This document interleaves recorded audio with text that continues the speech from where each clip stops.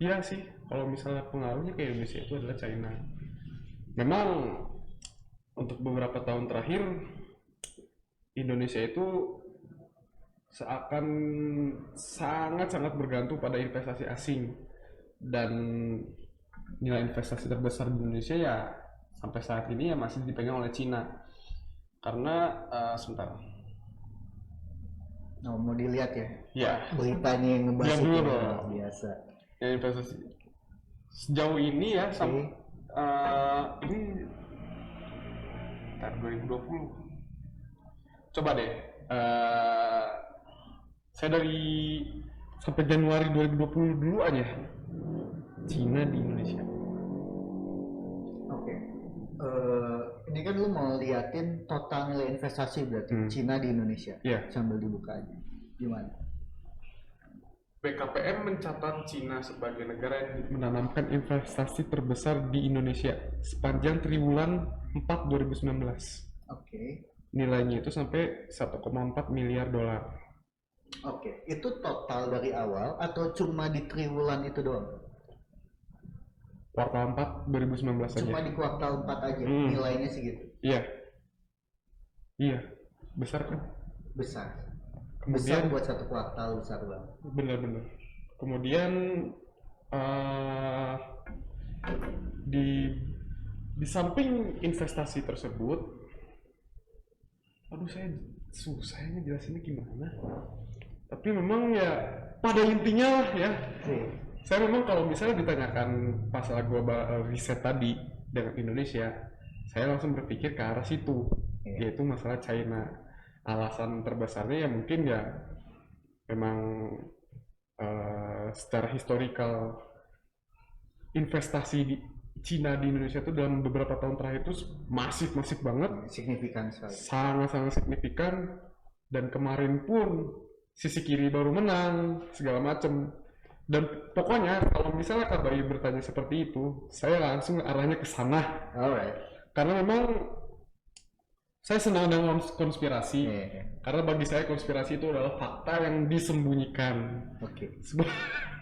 Ya kita saling confirmation berarti. Dan ini ya disclaimer sekali lagi, ini subjektivitas saya. Karena memang ya kita kan diskusi ya di sini. Terus kemudian apalagi mungkin? Udah. Sebenarnya dari diskusi yang tadi kan kita sekarang nyambung ke investasi asing di Indonesia. Iya. Nah, Indonesia sendiri di masa pemerintahan yang sekarang memang heavily reliance terhadap investasi. Ya kita lihat sendiri juga kalau pembangunan di Indonesia dari di masa presiden yang sekarang memang masif kan di seluruh Indonesia. Dan memang China sendiri menawarkan proyek investasi yang jauh lebih indah dibandingkan negara-negara lain. Let's say waktu itu buat salah satu proyeknya mereka saingan sama Jepang. Dan Jepang kita pada waktu itu ngasih harga yang memang cukup mahal, jauh lebih mahal dibandingkan China. Bentar, menarik nih kata Kak Bayu. Lebih indah itu dalam konteks apa? Lebih indah dalam konteks budgeting, tapi konsekuensinya seperti apa? Nah, konsekuensi itu kita belum lihat pada waktu itu kan. Iya benar kan? At that time, we never know karena analisis sederhananya adalah dengan investasi yang bagus, pembangunan yang massal, ekonomi pun bisa dibangun dengan massal di daerah-daerah yang investasi dan infrastrukturnya terbangun. Nah itu konsep sederhananya. Setelah infrastruktur terbangun, investasi terbangun di negara-negara tersebut bisa ngebangun masyarakatnya secara bisnis, secara banyak hal, secara lebih masif. That's the best concept. Tapi ada salah satu drawback yang gue bisa lihat juga adalah daya saing perusahaan kita jadi kalah terhadap perusahaan-perusahaan yang banyak masuk dari asing ini. Itu salah satu drawback yang jelas kelihatan.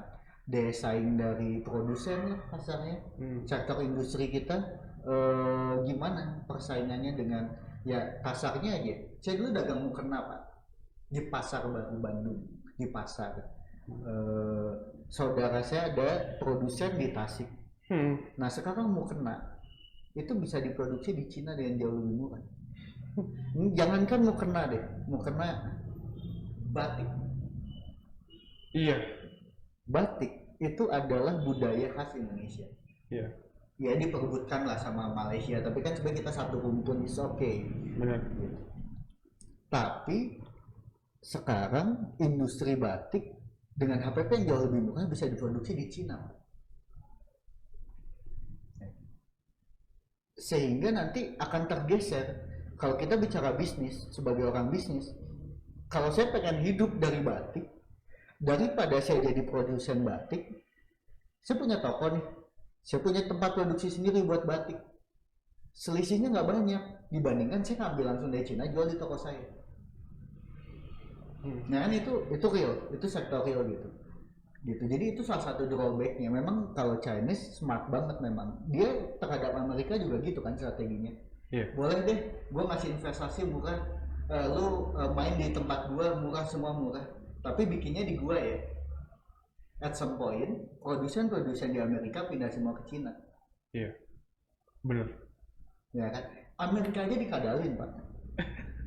Kita nggak usah bicara Indonesia, kita nggak bisa ngelangkah lain. Kalau menurut gue di momen itu memang itu the best investment, dan di kondisi itu drawbacknya juga kelihatan dengan jelas.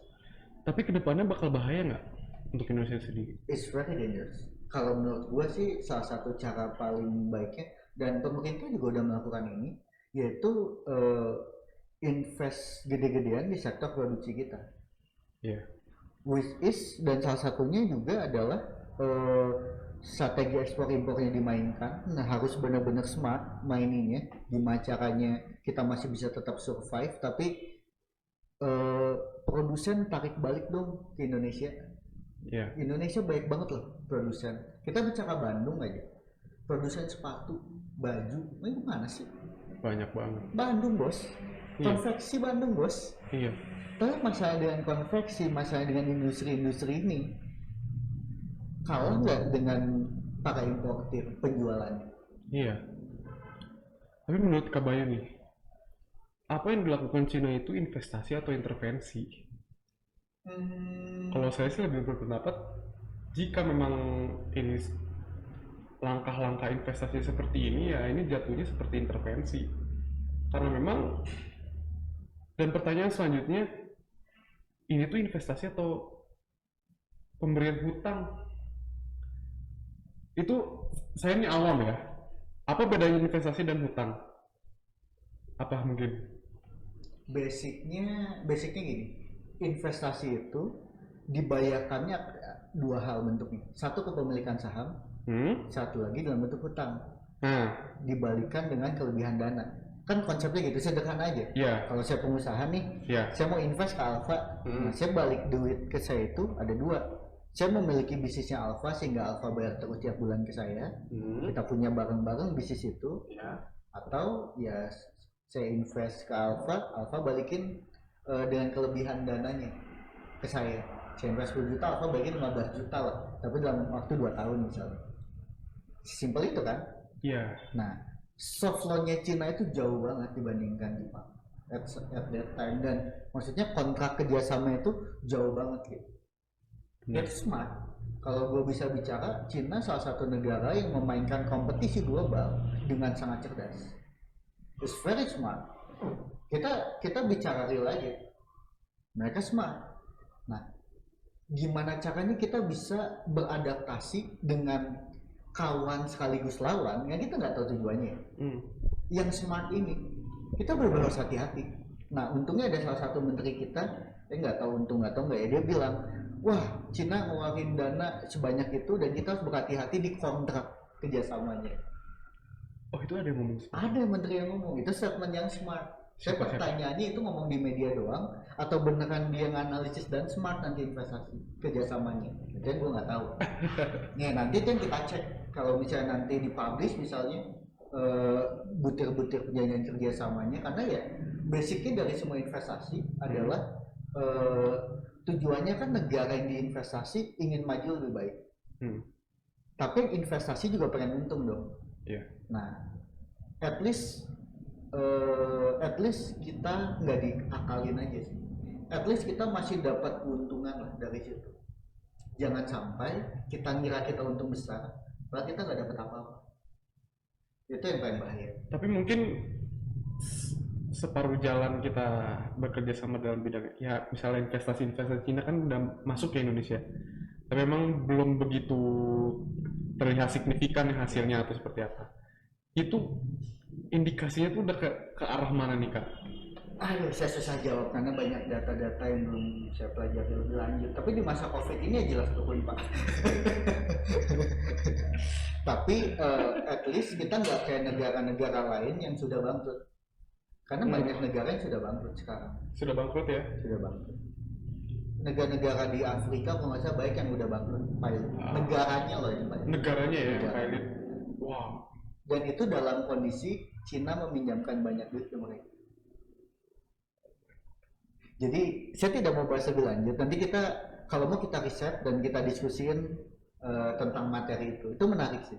Menarik ya, ke depannya bisa mungkin kita bisa bahas. Tapi kalau kita balik sedikit nih ke konsep the Great Reset ini, kita balik dikit aja. Kalau menurut gua sendiri, basicnya sama Indonesia bakal ada pengaruh tapi belum signifikan. Kenapa? Karena konsep the Great Reset kebanyakan kan mengotomatisasi segalanya dan nanti menghilangkan kompetisi. Semua otomatisasi. Agrikultur itu kalau memang dengan konsep ini jalan di 2030 semuanya pakai mesin. Gitu. Semuanya termesinkan lah. Nah, tapi kalaupun itu terjadi, Indonesia kan akan jadi salah satu negara yang penyumbang. Benar. Di sektor-sektor tertentu. Iya. Agrikultur nggak mungkin dong kita nggak nyumbang. Pasti lah. Cuma rakyatnya nggak makan. Tapi dapat universal basic income. Kalau itu terjadi kan maksudnya kan. Jadi petani nih, nanti nggak usah bertani, ngapain bertani capek. Udah ada robot. Gitu kan. Menarik kan gitu. Lama-lama saya gigi dengernya. Ya kan ada istilah if you can fight them join with them. Nanti abis ini kita mungkin pelajari lah. Iya. Aduh.